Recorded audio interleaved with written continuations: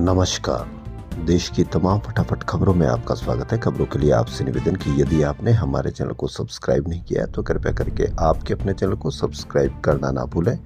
आप सब्सक्राइब करते हैं तो हमें हिम्मत होती है सही और सच्ची खबरें आप तक पहुंचाने की, वरना मीडिया में किस तरह की खबरें आप तक पहुंचाई जा रही है यह आप भली भांति जानते हैं और मीडिया भी जान गया है। उसने बहुत मेहनत की है आपको किस तरह की खबरें देने की, ताकि न तो आप कोई सवाल पूछ सको न ही कोई सवाल का जवाब आपको मिल पाएगा। तो क्या है आज की बड़ी खबर? मंगलवार यानी आज महाकुंभ का 16वां दिन है। आज मौनी अमावस्या भी है, तो 2 दिन पहले से ही श्रद्धालुओं की जबरदस्त भीड़ को देखते हुए सोमवार को रात भर सभी विभागों के अफसरों ने कई राउंड मीटिंग की और की भीड़ को कैसे संभाले, सुरक्षा में क्या चुनौती आ रही है, उसका समाधान कैसे होगा, इन्हीं मुद्दों पर मंथन हुआ। आज सड़कें गलियां सब फुल है। श्रद्धालुओं का कहना है कि पार्किंग या स्टेशन से संगम पैदल आना पड़ रहा है।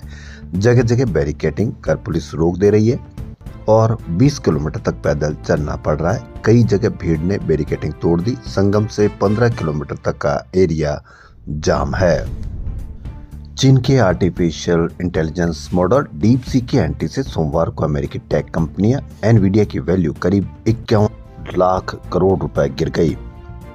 शेयरों में 17% की गिरावट के बाद एनवीडिया की वैल्यू $2.90 ट्रिलियन यानी करीब 251 लाख करोड़ रुपए रह गई। पहले यह 302 लाख करोड़ रुपए से ज्यादा थी।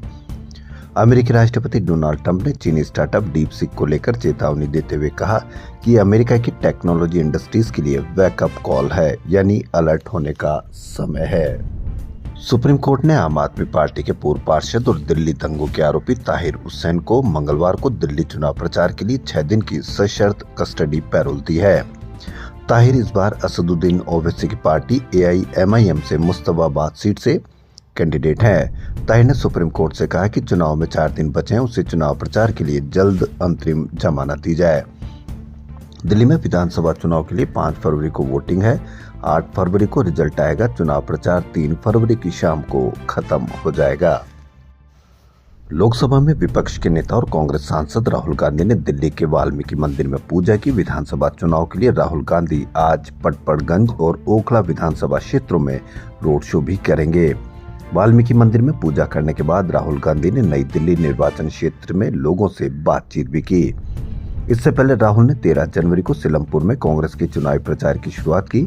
इस दौरान उन्होंने कहा कि नरेंद्र मोदी और केजरीवाल एक जैसे हैं, दोनों अडानी मुद्दों पर बात नहीं करते। राहुल ने कहा था कि केजरीवाल भी पीएम मोदी की तरह झूठ बोलते हैं। इसके एक दिन बाद यानी 14 जनवरी को राहुल ने राजधानी का दौरा करते हुए एक वीडियो शेयर किया था। उन्होंने गंदगी दिखाते हुए केजरीवाल पर तंज कसते हुए कहा कि ये केजरीवाल जी की चमकती दिल्ली, पेरिस वाली दिल्ली। एनसीपी अजीत गुट के नेता बाबा सिद्दीकी के मर्डर केस में पुलिस ने चार्जशीट फाइल कर दी है। मीडिया में बाबा को गोली मारने वाले शूटर का एक बयान जारी किया गया है। यह मीडिया आपको पूरे दिन दिखाएगा और उसमें किस तरह की बात बताई जाएगी, तो आप क्या इससे अंदाजा लगा लीजिए कि शूटर भी अब मीडिया को सपोर्ट करते हैं या मीडिया शूटर को भी सपोर्ट कर रही है। सिद्दीकी के बेटे जिशान ने पुलिस को बयान दिया कि उनके पिता की डायरी में कई डेवलपर्स, कॉन्ट्रैक्टर्स और भाजपा नेताओं के नाम लिखे हैं। हत्या के दिन भाजपा नेता व्हाट्सएप पर पिता से संपर्क किया था। उसने मुलाकात की बात कही थी। जिशान ने कहा कि हत्याकांड की जांच में बांद्रा स्लम डेवलपमेंट स्कीम से जुड़े विवादों को भी शामिल किया जाए। वह उनके पुत्र ने कहा कि वह और उनके पिता मुंबई के बांद्रा इलाके में झुग्गी झोपड़ी में रहने वाले के लिए अधिकारों के लिए लड़ते रहते थे। उन्होंने कहा कि रीडेवलपमेंट प्रोजेक्ट पर उन्हें आपत्ति थी, इसी कारण उनके खिलाफ झूठा मामला भी दर्ज किया गया था। जब भी कहीं चुनाव होते हैं तो डेरा सच्चा सौदा प्रमुख राम रहीम को पैरोल की खबर जरूर आ जाती है। तो अब दिल्ली विधानसभा चुनाव और हरियाणा में नगर निगम चुनाव से पहले डेरा सच्चा सौदा प्रमुख राम रहीम को 30 दिन की पैरोल मिल गई है।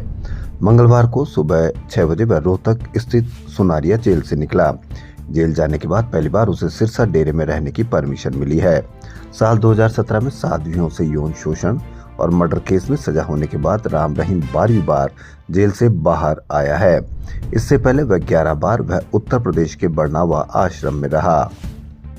पंजाब के अमृतसर में डॉक्टर भीमराव अंबेडकर की प्रतिमा खंडित करने के विवाद में दलित समाज ने आज बंद का आह्वान किया है। आरोपी के खिलाफ नेशनल सिक्योरिटी एक्ट के तहत मामला दर्ज करने की मांग को लेकर लुधियाना में दलित समाज ने अमृतसर दिल्ली हाईवे जाम किया है।